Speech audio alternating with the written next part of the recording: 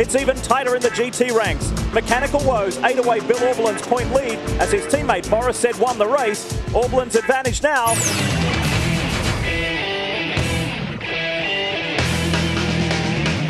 October is crunch time for the Rolex Sports Car Series.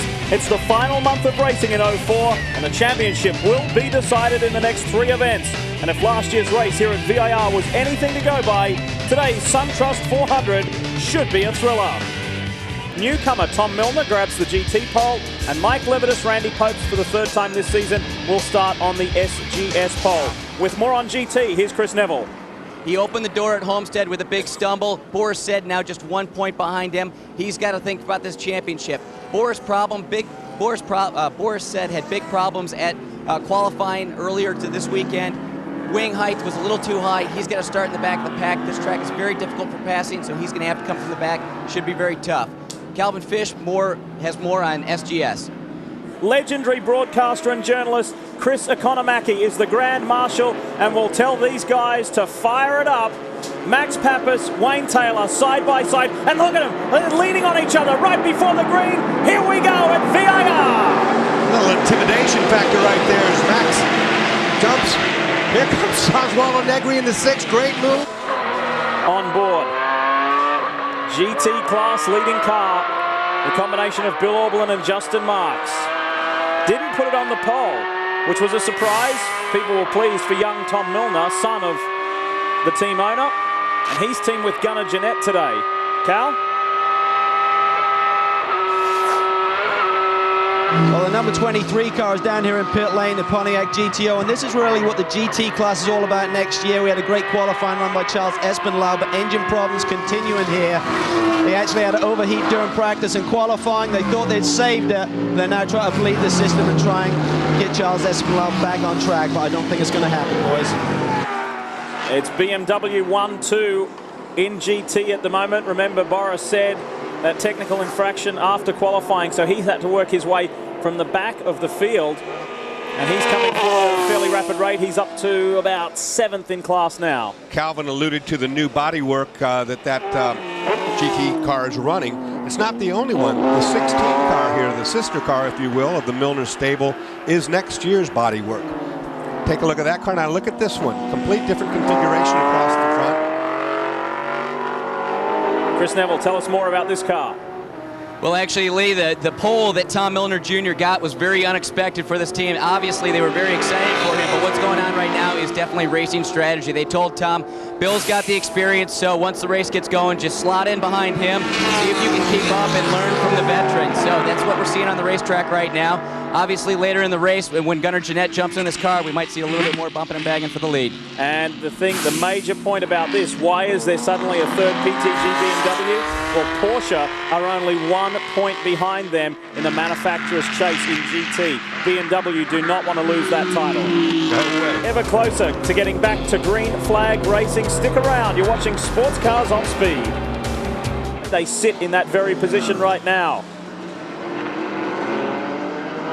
And EFR is really motivated after getting that podium. They know the car is getting better and better each and every race meeting. They thought they had a winning car back in Florida. And there is the sister car. Andy Wallace is zeroing in. How many times have we seen this? Andy coming from the back and picking them off. To the top on these kind of tracks. Here's the GT class leader, Bill Auberlen. He's defending a 1-point lead over Boris Said. Chris? Lee, Bill's just having a perfect day. He's rebounding from Homestead, exactly what he wanted to do. He's running so hard out there. Tom Milner's actually telling him, Bill, you've got to slow it down a little bit. Right now, the strategy's coming into play, and he's just got to keep this thing right out front. As always, we'll hand over to Justin Marks, and that is to the 2005 specs. It'll go well. And there is Boris Said from the very, very back of the grid up to 3rd, and Chris can help us with this situation. Chris?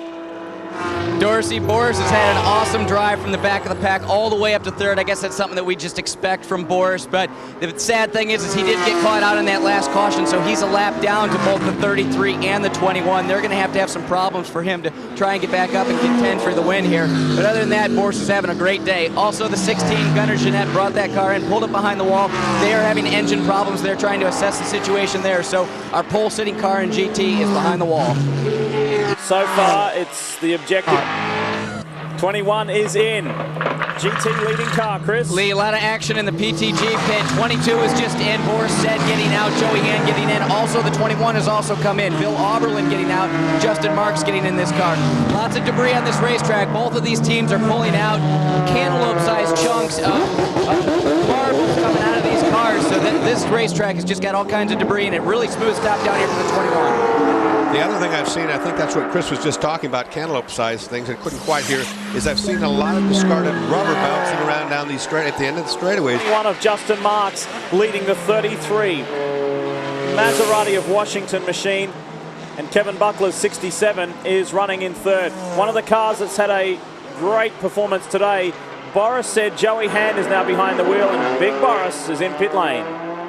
Thanks, Lee. Boris, that was an awesome drive. You came from the back of the pack all the way up to third, but you got to be pretty disappointed about getting caught out by that yellow. Yeah, I mean, it's just unfortunate. You know, sometimes when you're racing in the lower classes, if a yellow comes out and the overall leader gets between you. I mean, we thought we had it. We were ahead of the 01, but the 5 car, they're a bunch of idiots. You know, they just stayed out to lead a lap for glory in that car, and they pitted under the green a few laps later.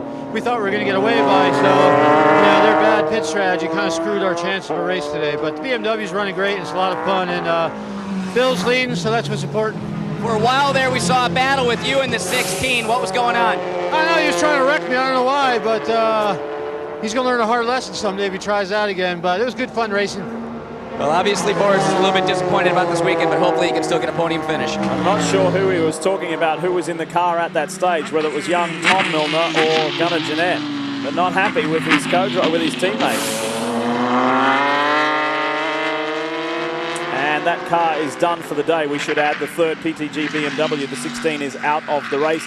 Other casualties of this one, the Multimatic Daytona prototype of David Brabham and Scott Maxwell, electrical woes there. And race winning car, the Doran Lister, the 27, Didier Tays and Andrea Montermini out as well with a blown engine. It's been a frantic pace here in Virginia, and only 2 races to go where he has enjoyed so much success. Earle Haywood and the late Peter Gregg won the very first. Would dearly love to be the champion this year himself. It will not be because of that race he missed at Mid-Ohio. He's too far back on the points.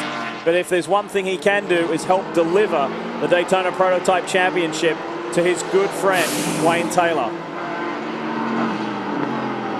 And just before we went to the break, we saw the 59 59 Brumos Porsche coming in slowly at the hands of Earle Haywood. What's the deal down there, Brian? Well, Lee, they tell you to mash the gas out on the racetrack to get these cars to go fast. The problem is, if you don't have a throttle linkage and the cable is broken, it doesn't matter how hard you mash the pedal, the car's not going to go, and that's exactly the problem with the 59 car. Well, stellar performance today. You really bounced back after the mechanical problem at Homestead. You've got to be excited about the position you're in. Yeah, I'm really happy. The team has come through as always. Our car was not that great in qualifying. They made all the adjustments. We talked about it, and the car is on fire right now, like it usually is. And we've gone to the front, stayed in the front, never looked back. And I'm really happy. Just like to say hello to my mom, Yvette, my wife. Sorry you're not at the race. Don't shop too much. Now, you're not sharing this points lead with your teammate. What kind of pressure are you putting on him to put in a good performance on the racetrack? Well, Justin's young, you know, and you just hope he can put it together. He did a really good job in Atlanta a couple weeks back. I just need one more of those, Justin, baby. Come on, pull it through. Brian, you down with the 58? We'll find out because time's running out. We're well and truly inside our last hour here. Cincy of the 38. What's happening at the PTG pit, Chris? Joey Hand just brought the 22 in just for fuel, so it was a really quick stop. Obviously, these guys were a little bit concerned that they couldn't go all the way. Got his fuel, and he's back out. And Boris Said, crossing his fingers, and Joey Hand delivering the goods. They need to gather as many championship points as they can to keep the fight there with Bill Auberlen. Nothing has changed in SGS. Randy Pope stays ahead of Andy Lally. Great team battle there for the TPC organisation. They'll be strong right to the end. This caution should be cleaned up quickly. We'll take this opportunity to squeeze in another quick commercial break. When we come back, the race leader and team owner, SunTrust's Wayne Taylor. Assentato brings the number 33 Maserati in. Dr. Stephen Earle will be taking over a routine stop for these guys. Obviously, the last stop that they will need Dr. Earle will take this thing to the checkered flag. Been a tremendous run. Ryan, Justin Marks also brought the 21 in, so the other PTG car has come in, got its fuel, and is going to head back out, so they're in really good shape. They've still got a lap up on the other sister car. BMW, Maserati, BMW. Time now to welcome SunTrust Racing's Wayne Taylor. Hey Wayne, great run out there. You had a good scrap at the front with various cars, had some good clean time out in front, and now Max leads. Yeah, it was. It was certainly a very, very good stint. Coming into the race, obviously there was a lot of pressure on the championship, and you've got to try and focus on each race at a time. We worked a lot on getting the car. You know, it's still, as you know, any of these championships, it can go down to the wire. I mean, anything can happen. So if we try and run a good race here, then next weekend and see where... Angelelli bolts. Look at this.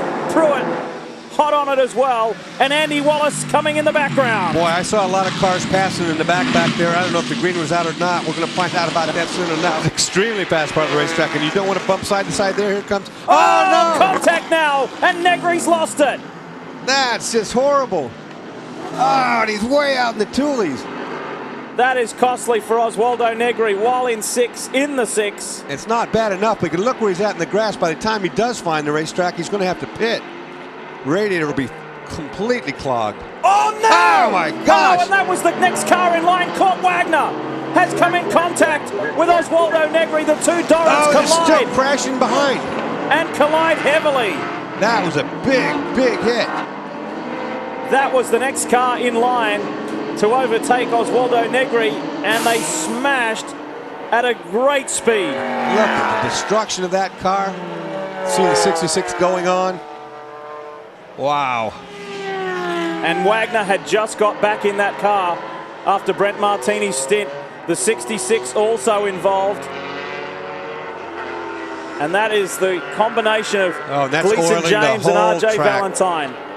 That's dumping antifreeze or oil or both. This will be a long time before we get this clean. Watch this. Second car in line, watch. Oh, just didn't see him. Boy, oh boy.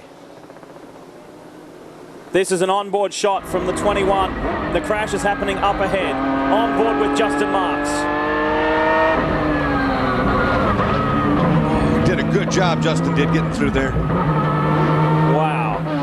And looking at that a second time, Oswaldo Negri had grass and dirt come over the windshield. There's the margin to Andy Lally and Mark Bunting.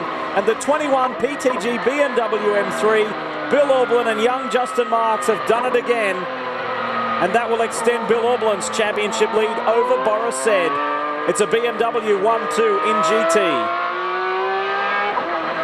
Wow, gripping end to the VIR 400 presented by SunTrust. Let's go over to Brian with the winners in GT. Well, Bill Auberlen, Justin Marks, a tremendous job. I know it was difficult conditions out there, but Justin, for you, a little excitement there in the end. Yeah, I mean, it's really something to throw into the mix when it starts raining at the end like that. It is not a fun track in the rain, especially when you got 35-lap-old slicks on. But Bill did a great job in the first stint and got us a lap up, got us a good lead. I just had to bring it home. Had some close calls there. It's going to happen in racing, but we just lucky that we had the lead that we did and we could bring it home. Well, another victory for the 21 car, but the 22 car finished second. The Drivers' Championship still very tight. BMW back on top at VIR. Taking a look at the GT results, 8th class victory for Bill Auberlen this year. Well done. He extends his points lead over Boris Said. Fine second to come back, considering Said and Hand started at the back of that pack.